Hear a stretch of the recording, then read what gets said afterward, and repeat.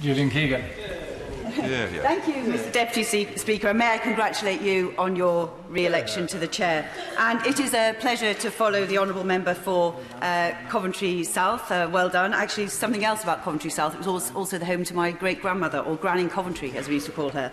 And I welcome another working-class voice to this chamber, alongside myself, who grew up in Knowsley and Merseyside, and both my honourable friends for Barrow-in-Furness and Birmingham Northfield, who made excellent maiden speeches. It's clear they'll be strong champions to improve the lives of people in their area, and actually proving that power is in the hands of the working class. It's just on this side of the chamber. So the UK started the Industrial Revolution, which changed the face of the world, and since then all major economies have been powered by coal, oil and gas. But today we stand at the precipice of change, and I believe that the UK is once again in position to lead by example and ignite a global green industrial revolution. Now, we are already on this path, having decarbonised faster than any other developed economy, with renewables up from just 6.1% when we took office to nearly 40% today.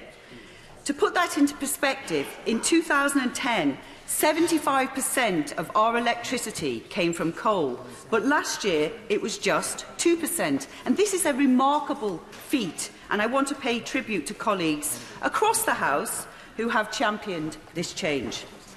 Now, last year we committed to continue this journey with our landmark commitment to a net zero carbon economy by 2050, or sooner. We are allowed to beat our targets, and as we're Conservatives, we often do.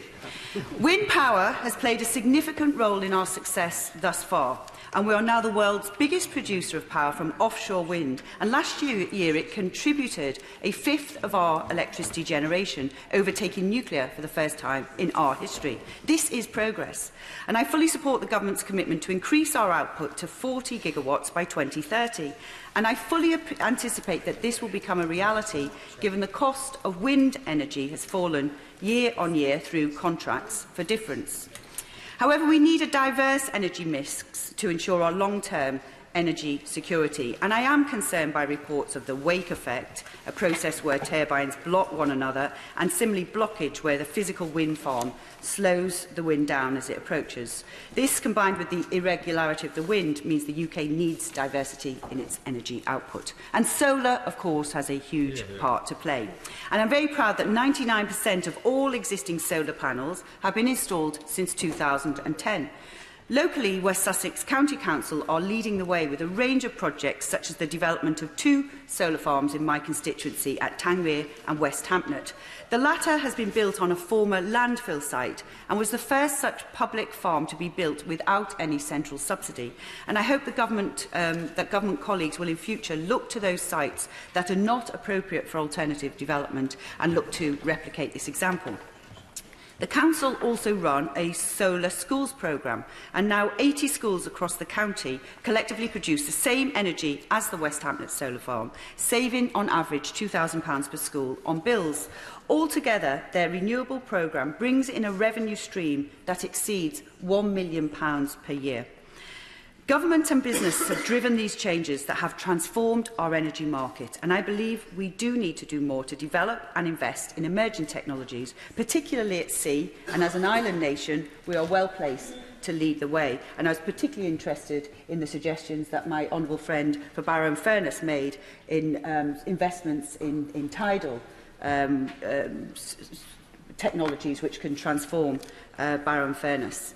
Creating a renewable and diverse energy grid is crucial as we move into the next decade, when most of our nuclear power stations are set to retire.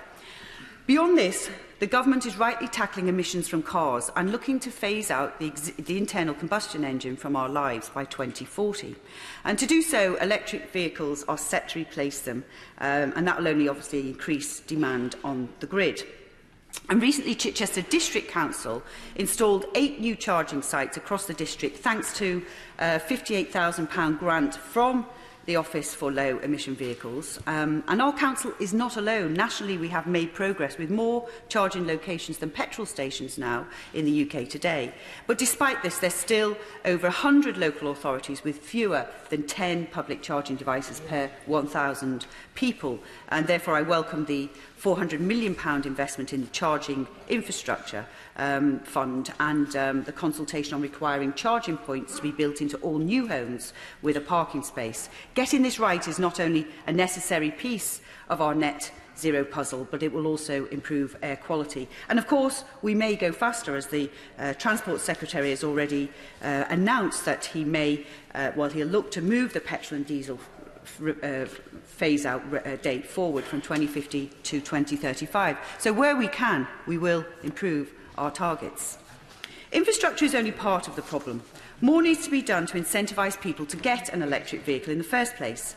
And as the opposition front bench mentioned, it is expensive to buy an electric vehicle. And so to this end, can I ask the government to help reduce the upfront costs associated with these cars by extending the plug-in car grant? And furthermore, I would ask that they consider implementing a levy on new petrol and diesel cars that could be used to fund incentives for those going electric, so we can make the shift go faster. Chichester District Council are doing their part, and they already operate 2 electric vehicles for their daily enforcement patrols, and I know I will have further cause to speak about their work as they implement their Climate Emergency Action Plan that aims to make a 10% carbon reduction year on year in the district from now until 2025. Again, we can go faster if many more councils follow this example.